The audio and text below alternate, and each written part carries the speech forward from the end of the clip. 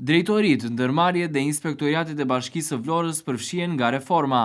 Angellush Avdulaj ka dhënë dorëshe nga Inspektoriati Ndërtimor i Bashkisë së Vlorës. Pas këtij vendimi, kryetari i Bashkisë së Vlorës Ermal Dredha ka firmosur emërimin e Igli Zahajt në krye të këtij institucioni.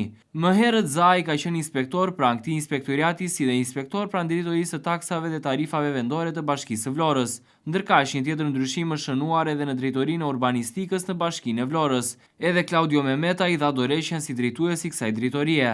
Televizioni 6+1 Vlora mëson se drejtuesi i ri urbanistikës së Bashkisë së Vlorës është emëruar Zambak Selmani. Selmani më herët ka qenë drejtuesi i drejtorisë së shërbimeve në Bashkinë e Vlorës, por kjo nuk është eksperienca e tij e parë në krye të kësaj drejtorie, pasi edhe më parë ka qenë drejtues në drejtorinë e urbanistikës në Vlorë. Reforma ka prekur edhe drejtorinë e taksave dhe tarifave vendore në Bashkinë e Vlorës. Bashkia ka hapur konkursin për të zgjedhur kreun e ri të kësaj drejtorie.